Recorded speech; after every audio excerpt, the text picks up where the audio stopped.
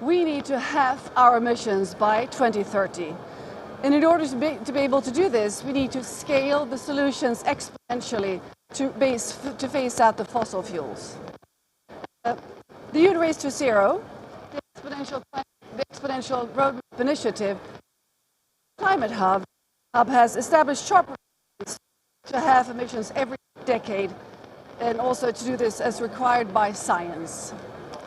This event here today includes some of the world-leading member companies of the Exponential Roadmap Initiative. And they're all taking actions to halve their emissions by 2030. And by doing this, they also climate change, and also they contribute to societal transformation. Katarina Rolfsdotter Jansson, I will be moderating this event.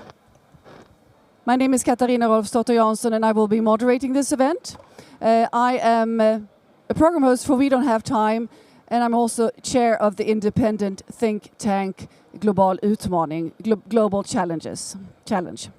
So, I'd like to start now. Sorry about the mishap with the sound in the beginning. I'd like to start by introducing the panelists here next to me for a little conversation here at the start of the event. With me I have Johan Falk, CEO and founder of the Exponential Roadmap Initiative. I have also with me Fiona Macklin, who's campaign coordinator of the UN Race to Zero. Great to have you with us here, Fiona. And of course, Mats Pelbeck-Sharp, Chief of Sustainability at Ericsson. And I'd like to start by asking Johan to talk a little bit about the Exponential Roadmap Initiative and what you have achieved so far, and also about the sharp requirements that you give the companies. Thank you, Katarina. Great to be here. The Exponential Roadmap Initiative will bring together innovators, transformers, and disruptors, all taking action in line with the 1.5 ambition. So with the mission to halve emissions by 2030 through exponential climate action and solutions. So it's really, really a strong mission statement. What we have achieved so far is we built an ecosystem of companies and organizations today representing something like $800 billion in revenue per year, actually doubled the last 6 months. And as you can see on the slide, we have a lot of absolutely leading companies in the front line, both large companies and smaller companies, but we are also importantly aligned with science. So the initiative is absolutely based on science and independent, which is crucial. We are an action initiative, we are not a pledge initiative. The companies basically commit to these hard requirements, but it's all about action. And we launch specific exponential projects, I would say. I can give you 2 examples. The SME Climate Hub, which we done as a joint venture together with Women Business, UN Race to Zero, ICC, and Normative, to help small and medium-sized companies to take climate action and halve emissions by 2030. And the other one is called the 1.5 Supply Chain Leaders, where we had an announcement the other day of an open guide which share the best practices to work in the supply chain to halve emissions by 2030. So these are 2 concrete examples. Then over to the requirements. What are the requirements? Well, we are pretty clear. Every time we onboard a company, they have to go through an assessment, and it's basically the 4 pillars in the business playbook, which is one of our key assets which all companies commit to. The first one and the second is to halve your emissions through the value chain by 2030, do your absolute utmost. But the next pillar is also to commit to integrate climate in your strategy and actually bring it into your product portfolio. And the final one is to contribute to transformation in society. And what can that be? Well, ensure to drive policy, ensure to help protect and restore nature, and contribute to society's transformation. Thank you. Thank you very much, Johan Falk. Mats Pelbeck-Sharp, how is Ericsson meeting these requirements? And Could you tell us about your major achievements so far? I think that would be easier to say what we are not doing than what we are doing, in fact, because we are following, of course, all the requirements. I think what we realized is that we see a lot of pledges here, and we are in a pledge fatigue, I think, as an industry. It's always the same companies. So we think that the SME Climate Hub and also the Supply Chain Leaders Initiative that Ericsson has been part of, sort of driving and developing and ideation around, together with Johan and other leading companies. So that is how we contribute more concretely. But of course, then we start with ourselves. So we drive our own impacts down from our own activities, even though it's a very small part of the total life cycle. Then we work with 1.5 degree supply chain leaders to really help suppliers, because we realize that we cannot put requirements on suppliers if we don't help them to meet it. When we are here at COP and in other conferences, it's the same 10% of the global companies that are here. We need to reach the other 90%. And the other 90% needs support and guidelines and help. And that is really what the 1.5 degree supply chain leaders is all about. So that is the value chain. And then the biggest impact that we have as a company is really the use of our products by our customers. So there we can help them reducing energy consumption in their networks, because we supply mobile networks to operators around the world. But then finally I would say that the biggest excitement we have is really the things that was presented in the Exponential Roadmap report, how the ICT sector and digitalization can help other industries, power, transport and others, to reduce their emissions. And if our emission is 1.5 or 1.4% of the global emissions totally as the whole sector, we can reduce at least 15% in other sectors. So I think that is really where we see a great excitement of driving things across industries. So thank you. Thank you very much, Mats. Fiona Macklin, you represent the Race to Zero here. What is the importance of the Exponential Roadmap Initiative for the Race to Zero? Thank you so much, and it's great to be here. Good afternoon, everyone. Just to explain a little bit for those who might not be so familiar, Race to Zero is a global campaign backed by the UN that is led by our two high-level champions, Nigel Topping and Gonzalo Munoz. And really the purpose of this campaign is to rally non-state actors across regions, across sectors, across actor types, all across the global economy, really to amplify their voice in the face of national governments, to demonstrate that the real economy is on its way, racing towards halving emissions by 2030. It's also creating a very firm minimum floor for what we need to see as robust net zero targets. So any member that joins Race to Zero has to meet strict criteria in order to join. But really the way that the campaign works is that it's underpinned by leading partner initiatives, of which the Exponential Roadmap Initiative and the SME Climate Hub are two of our leading partners. And really these are the pillars underneath the campaign that are bringing in our members and are supporting them in taking action in line with the science that we need to halve global emissions by 2030. So really I think what Exponential Roadmap Initiative is doing is, it's all in the name, it's accelerating action exponentially, which is absolutely what the campaign needs to support its members to achieve their targets. But it's also more than that. I think we've heard, and it's been an honour over the last few months to speak to members of Exponential Roadmap Initiative, and Mats, to hear from you just now about the concrete actions. I think it's a fantastic partner to demonstrate the actions that are being taken, to lead by example, to share experience with peers so that we can accelerate together.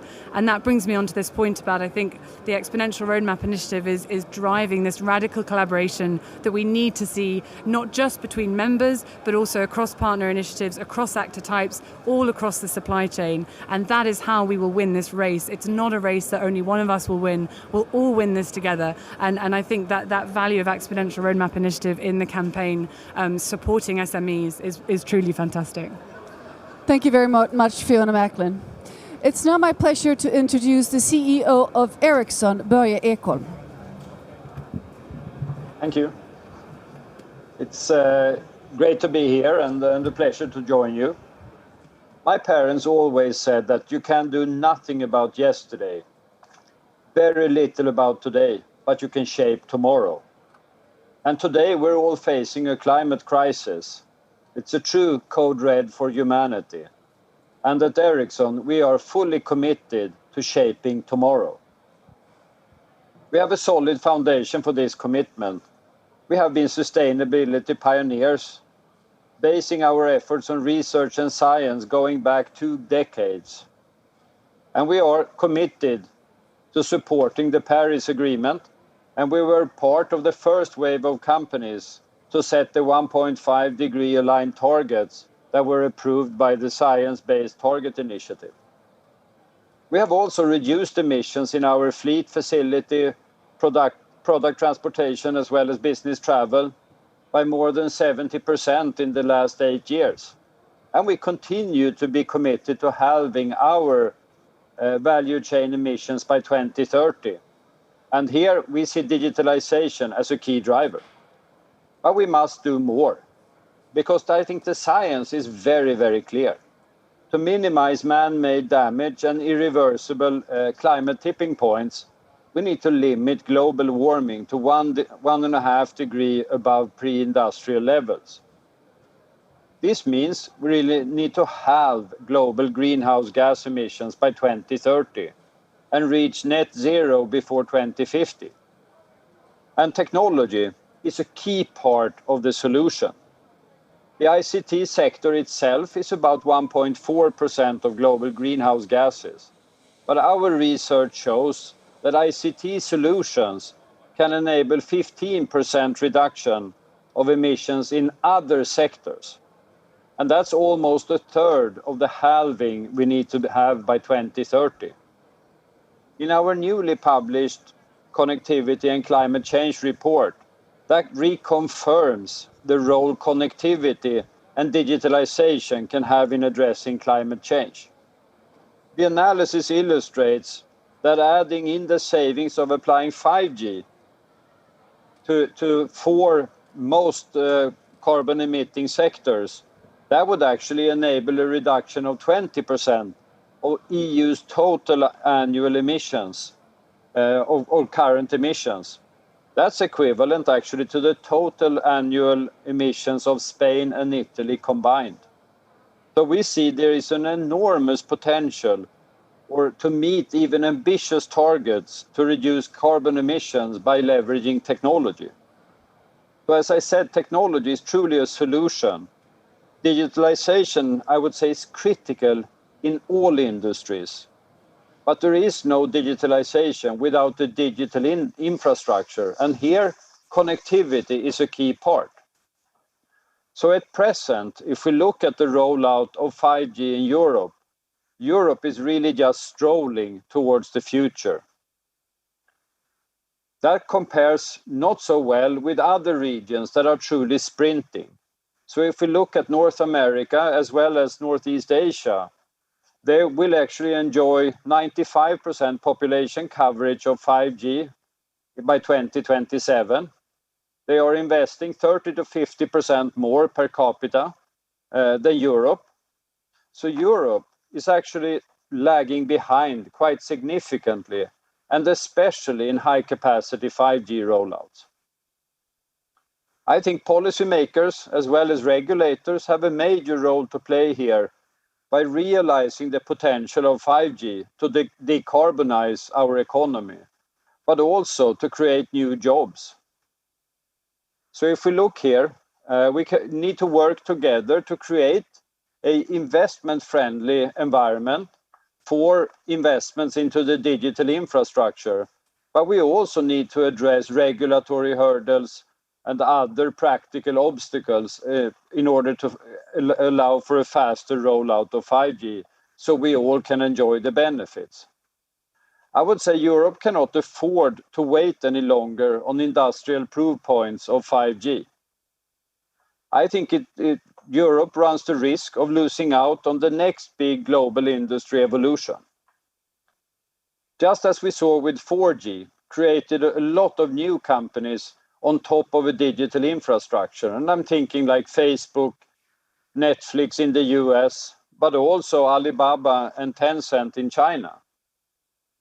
And these front-runner countries, or where those companies were created, have generated a lot of new jobs as well that we have not seen coming up in Europe. We now stand in front of 5G that will even have bigger impact on society and future job creation. And here, Europe cannot afford to fall behind yet again. Of course, the responsibility is not only with governments. We all have a responsibility to accelerate climate actions and all efforts to build a sustainable future for generations to come. As a first critical step, businesses and countries need to halve our emissions by 2030. And we encourage governments, public institutions, industry and thought leaders to join us in a true public-private partnership to create a world where limitless connectivity improves lives, redefines businesses, and pioneers a sustainable future.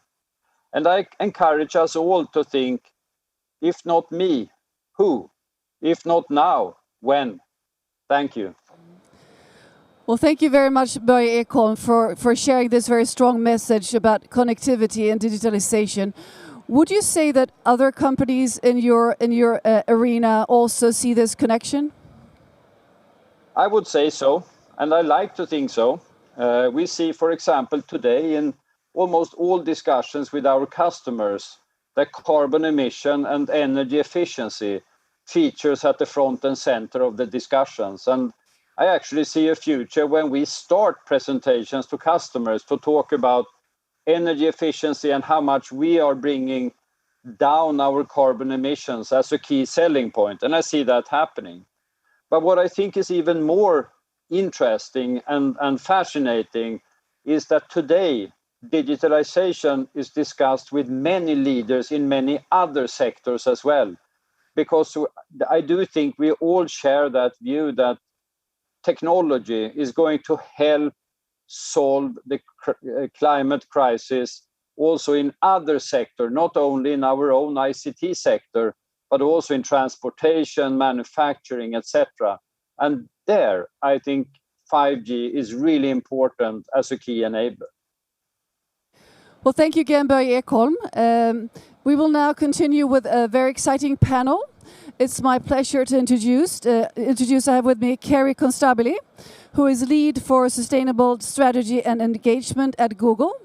Please come up and join me here on stage, Kerry. And also Jennifer Murley, who is Vice President Corporate Sustainability at MasterCard. Please join me on stage. So, Kerry, please tell us a bit about Google's results so far in this arena. So, thank you so much, and thank you for having me. We are big advocates of the Exponential Roadmap, so really thrilled. So, Google has embedded climate action throughout its operations and products since really its founding. I'll go through three different dimensions. First, operations, then how we enable our partners, and then how we're enabling consumers, or the users that use Google products every day. So first, our operational journey.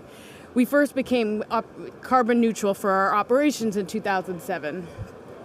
Then we started to really invest in clean energy, and we started to really invest in renewable energy in 2010 and start setting internally a 100% renewable energy matching goal, which we achieved in 2017 and have been achieving ever since. On energy, what we realized is, as much as we were procuring RECs and having a very advanced strategy to do so, we noticed that on the grids on which we operated, renewable energy was being added, but we weren't actually decarbonizing the grid. And so what we did then is last year we set a moonshot to achieve 24/7 carbon-free energy, meaning not emitting in the first place. So really going through policy and development, innovation to achieve full 24/7 carbon-free energy. We're about 60 over 60% there. So we anticipate we will get there by 2030. Our most recent a announcement, which was, is that we do have a goal for net zero by 2030, and that does entail that we will more than half. We hope to more than half our absolute emissions across all scopes before 2030, and we plan to neutralize through nature-based solutions and tech-based solutions as well by 2030. So that's something that it's very recent. It was just announced last week, and we're figuring it out as the whole world is figuring it out. I'll just say quickly a couple of other elements, and then we can dig in a bit more if we have time. Is Google really believes that all of those dimensions are about cleaning our own house, and that is, we think, that is the requirement, we believe, of businesses today to really be leaders in the climate crisis. But we also believe that every company needs to be a climate solutions provider, and we have really invested in those dimensions. So from early on, we used our technology, especially Google Earth technology, to help to enable cities to monitor their buildings, transit, and increase energy efficiency across all systems in cities. And then we've also used, as you probably have seen, our Google Earth technology to also monitor reforestation and really contribute to nature-based solutions. In addition to those, partner dimensions, we have launched on the energy side a number of alliances that have really moved, we think, the needle. The Renewable Energy Buyers Alliance we are a big part of, and I think through buyers really indicating that they want to purchase clean energy, they brought the supply chain and the supply chain curve down a bit and prices down. And then we also recently announced a partnership with the UN to scale 24/7 carbon-free tools and analytics to the rest of the world and peer companies. And finally, our products. So this is about enabling society. Last year, we committed to enable 1 billion users of our products to make more sustainable, low-emission solution choices, and make it much clearer and easier to find low-emission solutions and choices on all of Google's products. So that is from search. You now see UN sources when you Google climate change, and then Google Maps, you'll now see eco-routing solutions, I hope. I hope you've noticed that. It was released a couple of months ago. Travel, of course, Google Flights, you now see your carbon footprint. And also on Google Finance, you will see the CDP score of every company. And eventually your portfolio, you will see an aggregated portfolio score in accordance with sort of climate solutions. So that is just the beginning. Again, it's a big commitment, 1 billion by 2022. So we just are starting to release a suite of products, and we'd love more ideas to do more. Well, thank you very much, Kerry. Over to you now from MasterCard. Jennifer, what is your perspective? How much have you achieved in terms of climate action? Sure. So thank you all for having me. Really pleased to be here in Glasgow. From a climate accomplishment standpoint, we are just getting started, although we've been at this now for the last 5 to 6 years. So just in terms of some accomplishments, we were the first in the payments industry to achieve an approved science-based target. That was back in 2018. We set our Scope 1 and 2 emissions cut by 38%. As well as Scope 3 emissions by 20% by 2025. That's from a 2016 baseline.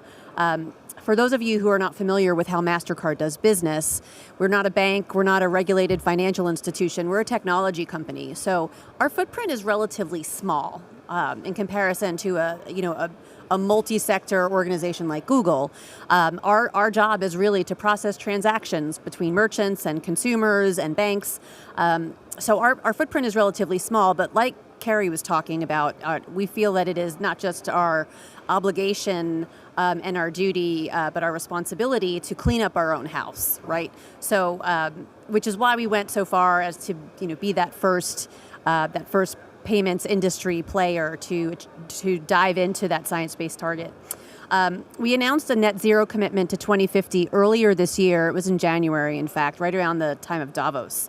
And since then, we've been achieving our emissions reductions, I don't want to say easily, because none of this is easy, but with confidence. And that gave us confidence to also say, it's time to move that up to 2040. So just this week, actually Monday, we announced that that net zero commitment has now been moved up to 2040. 75% of our emissions are in scope 3, primarily in our supply chain. So initiatives like this are going to be really critical, not just to us, but to others, especially because there's shared environment here. There is going to be shared supplier negotiations, perhaps, that can help us get to those reductions faster, and particularly with the SMEs who don't have the resources, the knowledge, or the time, really, to make those changes. I think when we do that collectively, that'll make a much bigger impact. Similar to what Kerry was talking about, where we've really tried to invest our time, energy, resources, and frankly innovation, has been in engaging with the outside world. We can sit inside of our box and say, we're MasterCard and we're cleaning up our own house and we're doing the things that we need to do to be climate positive, to be nature positive. But what we really think is more impactful for us, being a global network with 3 billion cardholders and more than 20,000 banks and 80 million merchants, if we use that position that we have at that intersection of commerce, every time that you or a business makes a purchase decision, hopefully we can have some influence or provide information about how to do that and make those choices in a more sustainable way. So 3 things that we're doing currently. We just launched a carbon calculator with a financial technology called Economy, based in Sweden. It is an application that allows you as a cardholder to track your carbon footprint approximately based on your card spend. And that will then give you information which hopefully will help inform you how to make sustainable choices in terms of how you spend. Do I take a flight versus a train? Look at my apparel spend, look at my grocery spend. What does that do on a month-to-month basis in terms of fluctuation in your approximate carbon footprint? We also have a 100 million tree commitment.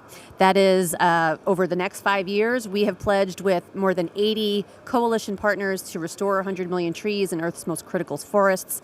We have 4 current projects in Brazil, in the Amazon, in Australia, and in Kenya. And most recently, we just announced a mangrove restoration project in coastal ecosystems in the UAE. So that being said, what is also really important to think about is, again, to activate that network. It's not just about those 3 billion cardholders. It's working with an enormous financial sector partnership base that we can continue to amplify that innovation. So we launched a sustainability lab in Sweden just this past fall. We've had innovation labs at the core of our innovation to really help concentrate how we focus on things like financial inclusion, cybersecurity, digital commerce overall. We want to now take that learning base and concentrate that innovation on the field of sustainability. So the intention is to really help activate our bank partners, our merchant partners, to co-create and co-develop continually on both how we as a network can continue to evolve on the sustainability front and also enable more and more consumers to do so as well. Thank you very much. A question here, the major obstacles from both of your points of view when it comes to getting down to 2030 in time, which are they, and how can you mentioned both of you collaboration, how you work with all the scopes and all the value chains, how can we collaborate even more to be able to address these challenges? Would you like to start, Kerry? Sure. So there are several obstacles. There's several obstacles. I mean, a lot of this is unknown. I mean, we are all figuring this out. The world is figuring this out. Google is not alone in that. So I would say, one is standards. I think we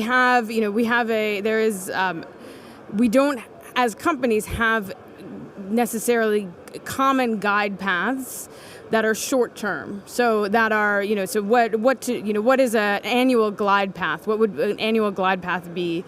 ideally to get to net zero by 2030. And I think that's that would be very helpful to see I think more standardization on short-term targets.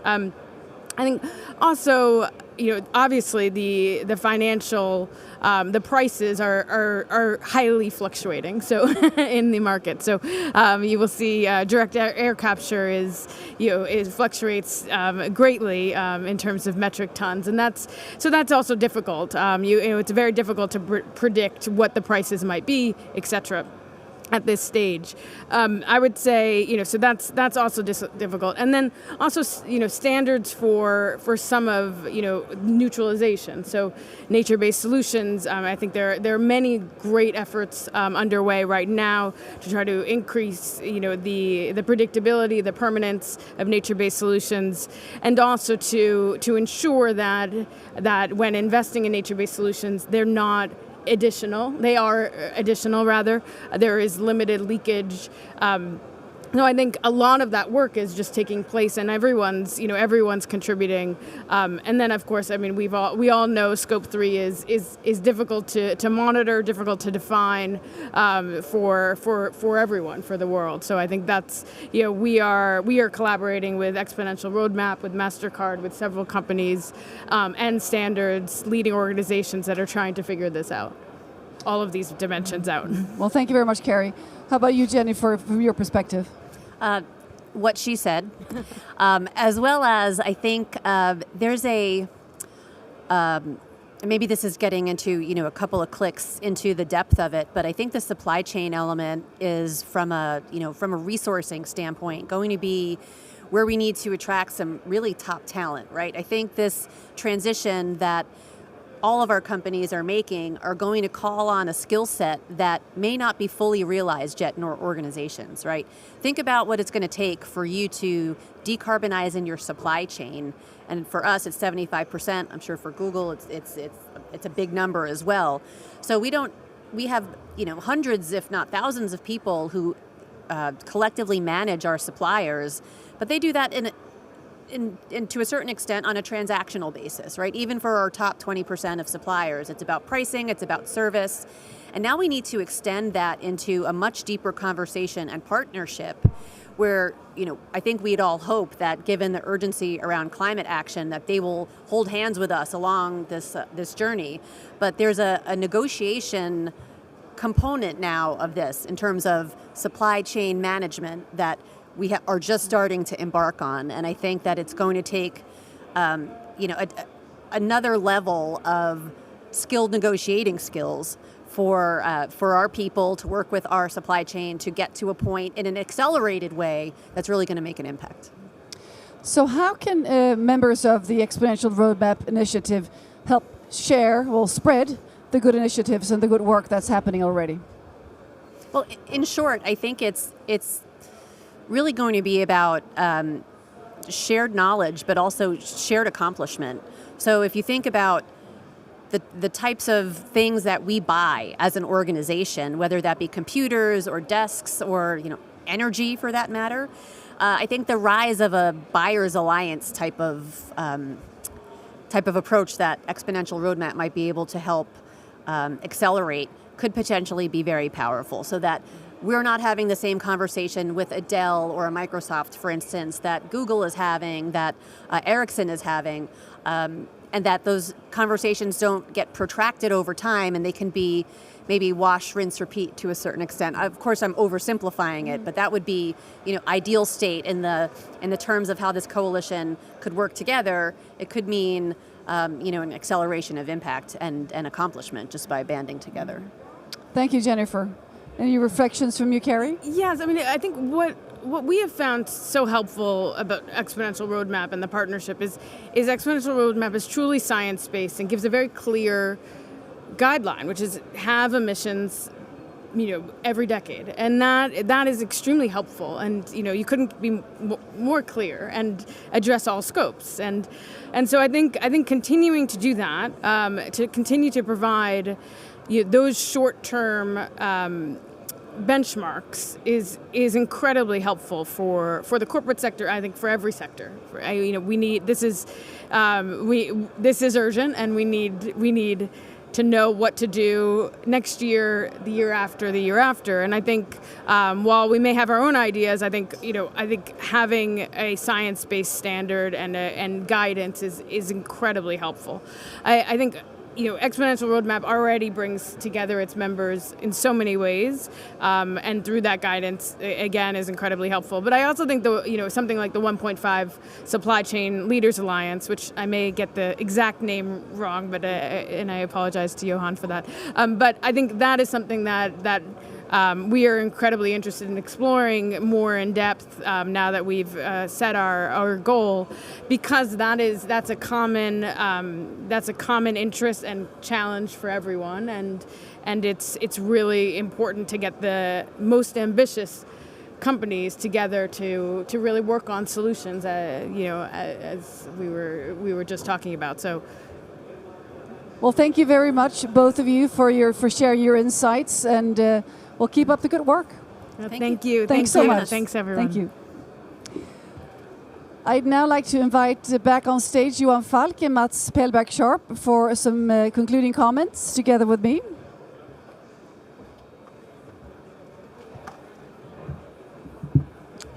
Hello, Mats and Johan. Mats from Ericsson and Johan from Exponential Roadmap Initiative. What are your main takeaways from this session? I'd like to start with you, Mats Pellback-Sharp. I think it's, a couple of things. It's amazing to see that so many big companies are now joining forces on the 1.5 degree supply chain leaders. And also, as Johan said in the beginning, that this is an active agreement and not a pledge that you sign. But the thing is really to set your targets and then follow up. So I think we are the only truly organization from that perspective that really follows up on a regular basis. What is the progress of all the members and how do we drive things together forward? So I think that is one thing. And the second thing I think is that the leadership of the ICT sector. I mean, also MasterCard is almost an ICT sector company in a way, even though it's not part of that sector. It is, in fact, a technology company, as we heard. So it's very close, at least. And think about this. Nodding. Exactly. So I think that just one example to add to that, I think, is that the whole ICT sector uses around 4% of global electricity of the world. 4%. Power purchase agreement is one of the biggest drivers of renewable energy investments.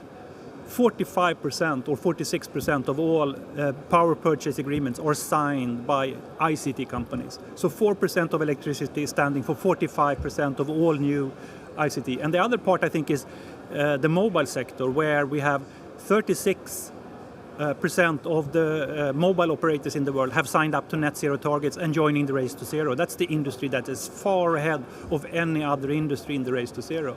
So I think that those are just two examples of industries that are taking both the responsibility to power itself, but also on driving commitments across the value chain. Thank you very much, Mats. Johan Falk, your reflections, please. Thank you. I think I was thinking about this power of a common, strong narrative that Kerry talked about. That it's about halving emissions every decade, and our laser focus needs to be on halving by 2030. And by having leaders actually rallying around the same message is incredibly important. And I can just see the last 6 months how much we moved forward from a lot of people or companies saying, well, that is impossible. It is possible. These companies will show it. We will show it. We will go even faster, and we will show that it's not only a race to zero, it is a race to the top, actually, because the companies coming out will come out on the top.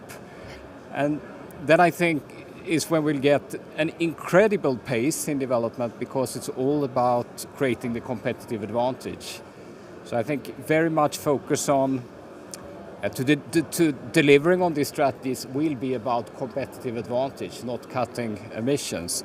I also really like all companies' holistic perspective, that it's about reducing emissions, but it's actually about taking responsibility for our products and ensure that our products and solutions are aligned with the 1.5 ambition.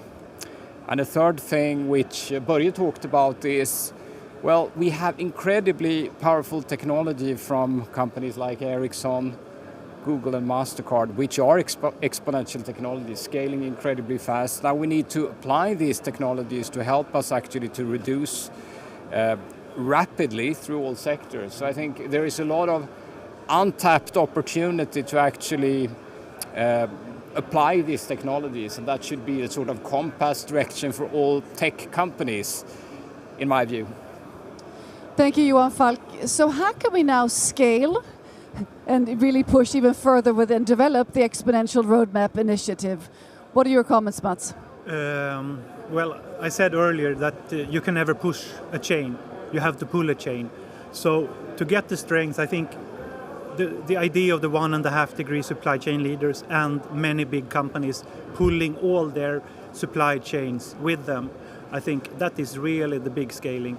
And at the same time providing the tools through the ICC, SME Climate Hub and other ways. The new guide that we just presented for how to work with supply chains. I think that is really the strongest thing that we can do, because then we will reach enormous amounts of companies together. And speed is of the essence here. Johan Falk, how do we push further or pull? We are on a good path, in my opinion. We should continue to deliver on that strategy. I think a key point is the exponential thinking and absolutely radical innovation, because we can't think in the old linear way. Whatever we do, we need to think about how we can take something, think big, start small, scale fast in everything we do, basically. And that is the idea behind the supply chain leaders and the SME Climate Hub. We need to be able to double. And it's the same with the companies we bring on board here. It's a good starting point, but we should go 2x, 10x, etc. until we get to critical mass, basically, which is required to get the economy in a new direction for a sustainable future. Well, thank you very much. Thank you very much, Mats Pedback-Sharp and Johan Falk for these concluding remarks. And thank you all of you here who are listening in the Swedish Pavilion, and all of you following us online. There's a new exciting session coming up in about 15 minutes, so stay tuned and see you soon. Thank you.